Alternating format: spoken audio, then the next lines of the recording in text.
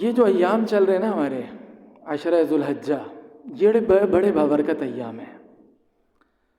آپ صلی اللہ علیہ وسلم نے فرمایا تھا، ابن عباس رضی اللہ عنہ سے روایت ہے کہ اللہ تعالیٰ کے نزدیک کوئی عمل بھی ان 10 ایام میں سے کسی دن کوئی بھی عمل کیا جائے نیک، تو اللہ تعالیٰ کے نزدیک وہ ان 10 دنوں میں کیے جانے والے عمل سے زیادہ محبوب نہیں ہے۔ صحابہ نے پوچھا، یا رسول اللہ کیا جہاد بھی اس سے افضل نہیں ہے؟ آپ نے فرمایا ہاں، البتہ وہ آدمی جو تلوار لے کے نکلا اور واپسی کا خیال دل سے نکال دیا، یعنی شہید ہو گیا، تو وہ تو بہرحال افضل ہے، باقی اس کے علاوہ کوئی عمل اس سے زیادہ محبوب نہیں ہے۔ اللہ تعالیٰ نے قرآن مجید میں قسم کھائی ہے، والفجر ولیال عشر والشفع والوتر، والفجر ولیال عشر والشفع والوتر، کہ اللہ تعالیٰ قسم کھاتے ہیں فجر کی اور 10 راتوں کی اللہ تعالیٰ نے قسم کھائی ہے۔ تو مفسرین کی زیادہ تر رائے یہ ہے کہ یہ 10 راتیں ذوالحجہ کی 10 راتیں ہیں، اور بعض علماء نے اس پر بھی قول کیا ہے کہ رمضان کا آخری عشرہ زیادہ افضل ہے یا ذوالحجہ کی شروع کے 10 دن زیادہ افضل ہیں۔ تو بعض کہتے ہیں یہ زیادہ افضل ہے، کیونکہ آپ نے فرمایا کہ سب سے زیادہ محبوب ان دنوں میں نیک عمل کرنا ہے اللہ تعالیٰ کے نزدیک۔ لیکن مفتبی قول یہ ہے کہ راتیں رمضان کی افضل ہیں اور دن یہ والے افضل ہیں۔ رمضان میں تو ایک ماحول بنا ہوا ہوتا ہے، لوگ نیک اعمال کر رہے ہوتے ہیں، لیکن ان دنوں کا ہمیں نہیں پتا، یہ تو بس منڈیوں میں ادھر ادھر گھومتے پھرتے بس وقت ہمارا ادھر ادھر جاتا ہے۔ یکم ذی الحجہ سے لے کر 10 ذوالحجہ تک ہر روز ایک روزہ رکھنا اس میں مسنون ہے، ایک روزے کا ثواب 1 سال کے روزوں کے برابر ہے، اور 9 ذی الحجہ کا روزہ یعنی عرفے کے دن کا روزہ آپ نے فرمایا 2 سال کے روزوں کے برابر ہے، اور اللہ تعالیٰ 2 سال کے گناہوں کو معاف فرماتے ہیں، 1 سال پچھلے گناہ معاف ہوتے ہیں اور 1 سال اگلے گناہ معاف ہوتے ہیں۔ تو علماء نے یہ بات بھی لکھی ہے کہ یہ جو حدیث میں بات آتی ہے نا کہ 1 سال اگلے گناہ معاف ہوں گے، تو جو 9 ذی الحجہ کا روزہ رکھے گا عرفے کے دن کا، تو امید ہے کہ اللہ تعالیٰ اس کو 1 سال کی زندگی بھی عطا فرمائیں گے، کیونکہ ظاہر سی بات ہے گناہ تو جب ہی ہوں گے نا جب زندہ رہے گا، جب زندہ رہے گا تو گناہ ہوں گے نا۔ اللہ تعالیٰ 1 سال کی زندگی بھی اسے عطا فرمائیں گے۔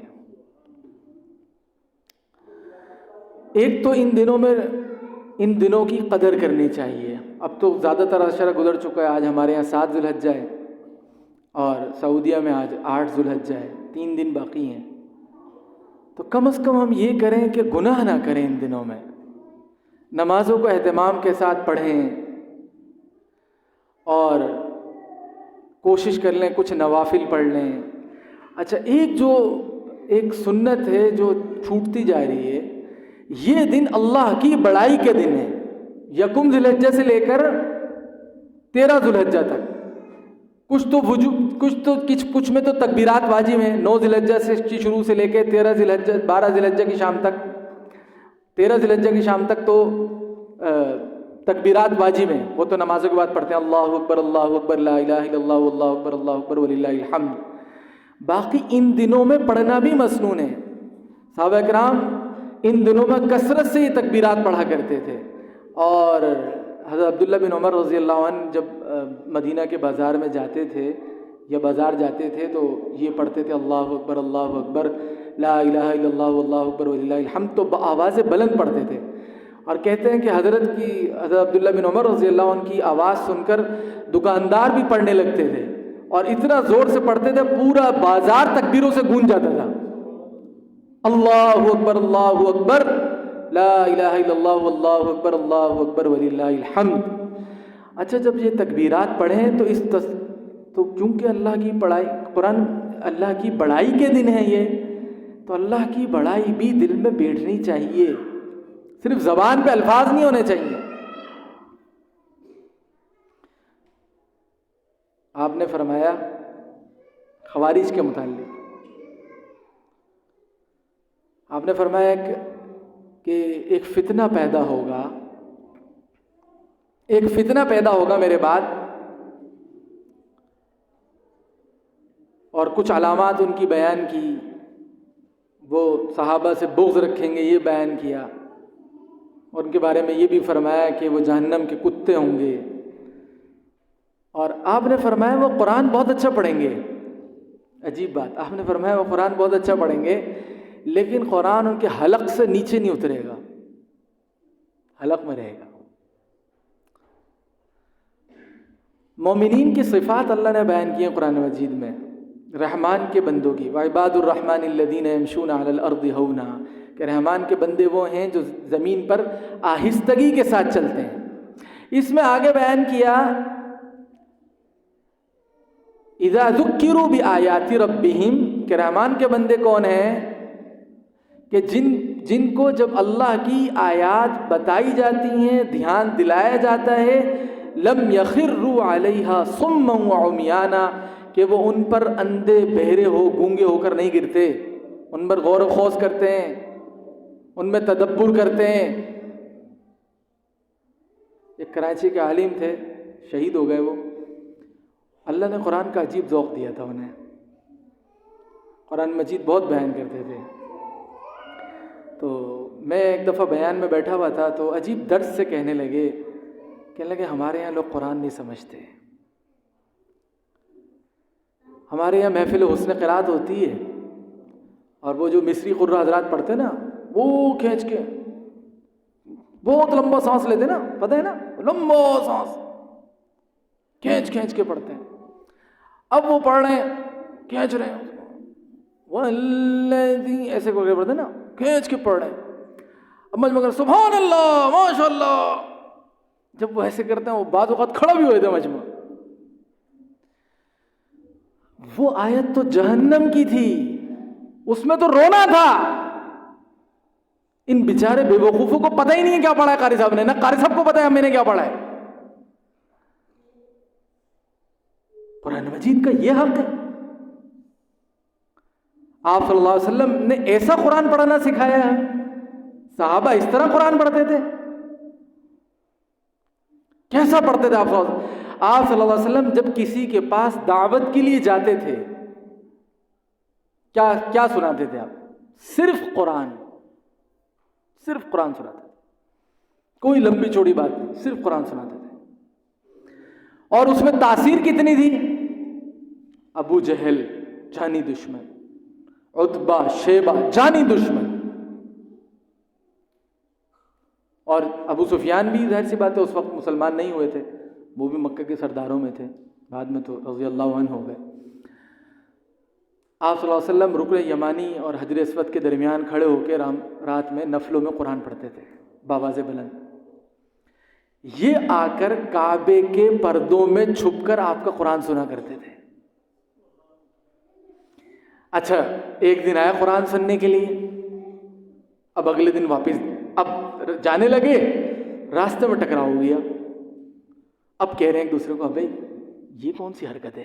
دن میں گالیاں دیتے ہیں ہم، نعوذ باللہ، تو میں بول رہا ہوں، دن میں تو ہم برا بھلا کہتے ہیں محمد صلی اللہ علیہ وسلم کو، اور اب اس کی دعوت کو مٹھانا چاہتے ہیں، اور شام میں ہم قرآن سن رہے ہیں، کل نہیں آئیں گے۔ اگر مکہ کے یہ بچوں نے جن کو ہم گمراہ کر رہے ہیں انہوں نے دیکھ لیا ہمیں، تو وہ کیا بولیں گے؟ کیا عزت رہ جائے گی ہماری؟ اگر اس کی بات میں اتنی تاثیر ہے، سننے کے لیے تم لپک لپک کے آ رہے ہو، تو ہمیں کیوں منع کر رہے ہو اس کی بات سننے سے؟ یعنی ایسا بغض تھا۔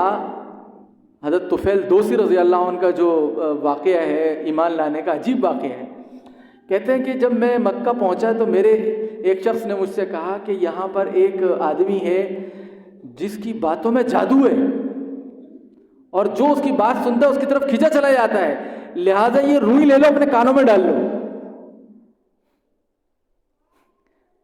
روئی کانوں میں ڈال لی۔ اب وہ کہتے ہیں کہ میں نے کہا یار تو اپنے قوم کا سردار ہے، یہ کون سا طریقہ ہے؟ کم از کم سننی تو چاہیے بات۔ اور سنا اور مسلمان ہو گئے۔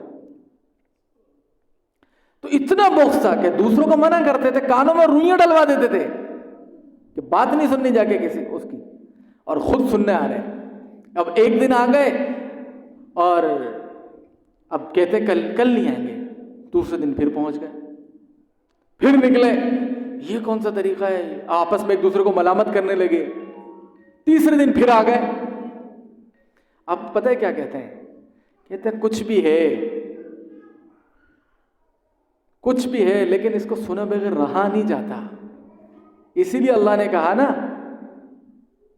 کہ یہ آپ کو ایسے پہچانتے ہیں جیسے اپنی اولاد کو پہچانتے ہیں, اپنے بیٹوں کو پہچانتے ہیں, ایسے پہچانتے ہیں کہ محمد اللہ کے رسول ہیں. لیکن بغض ہوتا ہے نا کہ نہیں ہماری چودراہٹ چلی جائے گی, ان کو نبی کیسے مان لیں, وہ تو ایک یتیم ہیں, وہ تو سرداری تو ہماری ہے. اس وجہ سے ایمان نہیں لے کر آئے. تو آپ صلی اللہ علیہ وسلم کیسا قرآن پڑھتے تھے؟ دلوں کو چیرتا چلے جاتا تھا, دل میں اترتا چلا جاتا تھا. تو قرآن مجید میں تو آج بھی وہ تاثیر ہے. میں تو عام طور پہ کہا کرتا ہوں کہ دیکھیں موسیٰ علیہ السلام کو اللہ تعالیٰ نے معجزہ دیا تھا. کیا معجزہ دیا تھا؟ عصا تھا نا. عیسیٰ علیہ السلام کو کیا معجزہ دیا تھا؟ اندھے کو بینا کر دیتے تھے, کوڑی کو صحیح کر دیتے تھے, مردے کو زندہ کر دیتے تھے. یہ معجزہ تھا. کتنا بڑا معجزہ تھا. داؤد علیہ السلام کو کیا معجزہ دیا تھا؟ کہ اللہ نے لوہا ان کے ہاتھ میں نرم کر دیا تھا. یہ ان کا معجزہ تھا. نبی کریم صلی اللہ علیہ وسلم کو کیا معجزہ دیا اللہ نے؟ قرآن مجید. اور آپ صلی اللہ علیہ وسلم کی چونکہ نبوت قیامت تک ہے تو قرآن کا اعجاز بھی قیامت تک ہے. قرآن مجید آج بھی وہی تاثیر رکھتا ہے جو آج سے 1000 سال پہلے 1400 سال پہلے رکھتا تھا. آج بھی وہی تاثیر ہے قرآن مجید میں. کتنے لوگ ہیں جو قرآن مجید کا ترجمہ پڑھ کے مسلمان ہو گئے؟ تو میں عرض یہ کر رہا تھا کہ جب اللہ اکبر لا الہ الا اللہ اللہ اکبر پڑھنا ہے تو اس تاثیر کے ساتھ پڑھنا ہے کہ اللہ کی بڑائی میرے دل میں آ رہی ہے. اللہ اکبر, اللہ بڑا ہے. کوئی حکومت, کوئی نظام, کوئی اللہ کی بات سب سے اوپر ہے. اللہ جو چاہے وہ کر سکتے ہیں. ساری دنیا مل کر کسی کو عزت دینا چاہے لیکن اللہ نہ چاہے تو اس کو عزت نہیں مل سکتی. اور ساری دنیا مل کے کسی کو ذلیل کرنا چاہے لیکن اللہ نہ چاہے تو ساری دنیا مل کر کسی کو ذلیل نہیں کر سکتی. اور اللہ تعالیٰ نے جا بجا قرآن مجید میں یہ مثالیں جا بجا بتائی ہیں. فرعون نے کتنی طاقت لگائی موسیٰ علیہ السلام کو ختم کرنے کے لیے, یعنی 20,000 بچے ذبح کروا دیے کہ موسیٰ علیہ السلام پیدا نہ ہو جائیں.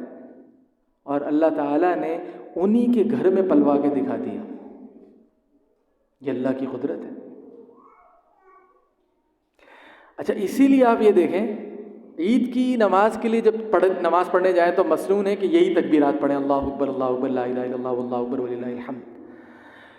عید کی نماز میں آہستہ آواز سے پڑھنی ہے, جاتے ہوئے بھی اور آتے بھی. ہمارے یہاں نماز کے لیے جاتے ہوئے بھی نہیں پڑھتے, یہ بھی سنت ختم ہو گئی ہے. بقرعید کی نماز میں جب آئے تو بلند آواز سے پڑھتے ہوئے آئیں. اور مسنون یہ ہے کہ کسی بڑے مجمع میں نماز پڑھنی چاہیے. اور اس کی تدبیر بھی یہ رکھی, اس لیے رکھی. اچھا, آپ نے فرمایا ایک راستے سے آئیں اور دوسرے راستے سے جائیں. یہ بھی اس لیے کہ تاکہ مسلمانوں کی تعداد زیادہ نظر آئے اور سب پڑھ رہے ہیں اللہ اکبر, اللہ بڑا ہے, لا الہ الا اللہ, اللہ کے سوا کوئی معبود نہیں, واللہ اکبر وللہ الحمد. تعریف صرف اللہ کے لیے, باقی کسی کے لیے کوئی تعریف نہیں. تو اللہ کی بڑائی دل میں بیٹھ جائے. اچھا, ان ایام کی ایک خاص بات اور ہے.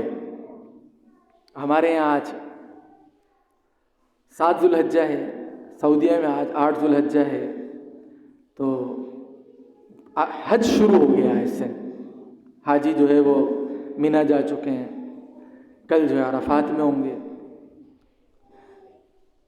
ہمت کر لینی چاہیے تھوڑی سی کہ جب اتنی بڑی فضیلت مل رہی ہے, ٹھیک ہے گرمی کا دن ہے, اگر تھوڑی سہولت ہے تو آدمی روزہ رکھ لے.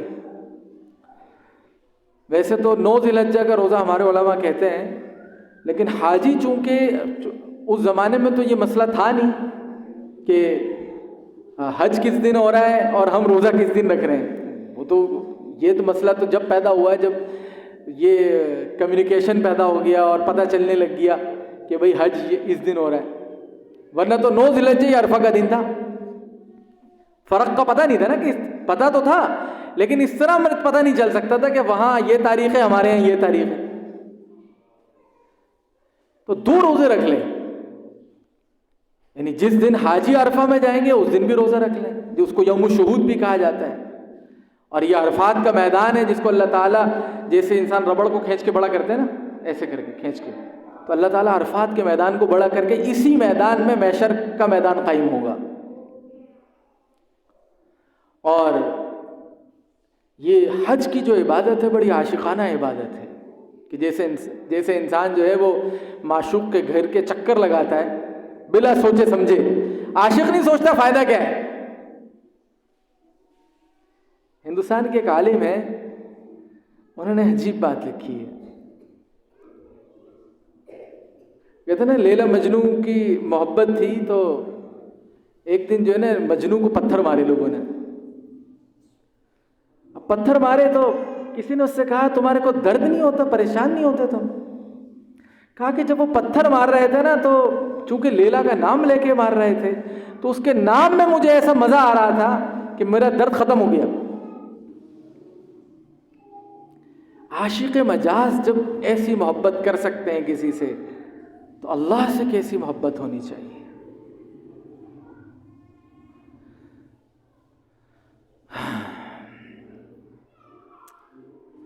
تو حج میں عاشقانہ عبادت ہے. جیسے محبوب کے گھر کے انسان چکر لگاتا ہے، اللہ تعالیٰ کے گھر کے چکر لگائے جا رہے ہیں. نہ کپڑوں کی پرواہ ہے، نہ بالوں کی پرواہ ہے، نہ کھانے پینے کی پرواہ ہے، کسی چیز کی پرواہ نہیں ہے. تو وہ وہاں اللہ کو راضی کر رہے ہیں. وہ پڑھ رہے ہیں لبیک اللہم لبیک لبیک لا شریک لبیک ان الحمد والنعمت لک والملک لا شریک لک. اور یہاں ہم اللہ کی عبادت کر کے اللہ کو راضی کریں. ان دنوں میں یہ بھی مسنون ہے نا کہ جن کے قربانی کرنے کا ارادہ ہو وہ ناخن نہ کاٹیں. وہ مستحب عمل ہے. اگر کسی کے بہت بڑے ہو جائیں، مجبوری ہو تو کاٹ بھی سکتے ہیں.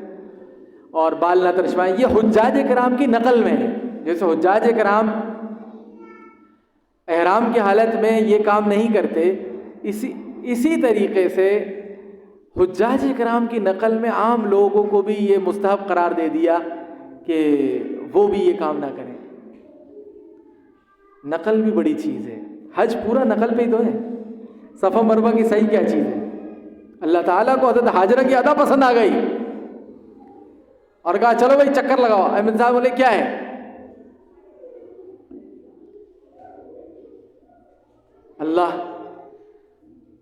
اللہ والوں کی نقل کرنا، نیک لوگوں کی نقل کرنا، ان سے تبرک حاصل کرنا، یہ کوئی معمولی چیز نہیں ہے. لوگ کہتے ہیں اس سے کیا ہوگا؟ کوئی پیر صاحب آ گئے آپ کے گھر میں، کسی طالب علم کو بلا لیا، کسی سے قرآن پڑھوا لیا، یہ کیا ہے؟ ایک صحابی نے نیا گھر بنایا. آپ صلی اللہ علیہ وسلم کو کہا یا رسول اللہ ہم نے گھر بنایا، آپ چلیے وہاں چل کے 2 رکعت نماز پڑھیے. اب آپ صلی اللہ علیہ وسلم کو گھر لے کے جا رہے ہیں نماز پڑھوانے کے لیے. آپ سے یہ بھی تو کہا جا سکتا تھا کہ یا رسول اللہ آپ یہیں بیٹھ کے دعا کر دیں، تبرک حاصل کرنے کے لیے کہ آپ کے پاؤں وہاں لگ جائیں گے اور جس جگہ آپ کے پاؤں لگ جائے وہ عظیم ہو جائے گی. تو نبی جب نبی نہیں ہے تو کوئی نبی کا ماننے والا ہے، کوئی اللہ والا ہے، کوئی عالم ربانی ہے، کوئی نبیوں کا وارث ہے یا مہمان رسول ہیں، طلبہ، ان کے پاؤں کہیں لگ جائیں تو وہ جگہ بھی تو متبرک ہو جائے گی نا کچھ نہ کچھ. تو حاجرہ نے جو چکر لگائے وہ اللہ کو اتنے پسند آ گیا، آپ نے اللہ نے کہا دوڑو.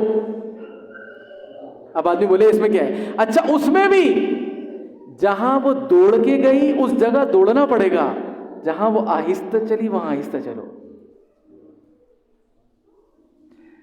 میں لوگوں سے کہتا ہوں بھائی اللہ سے دوستی کر لو. اللہ وہ محبوب ہے جو کبھی نہیں چھوڑتے.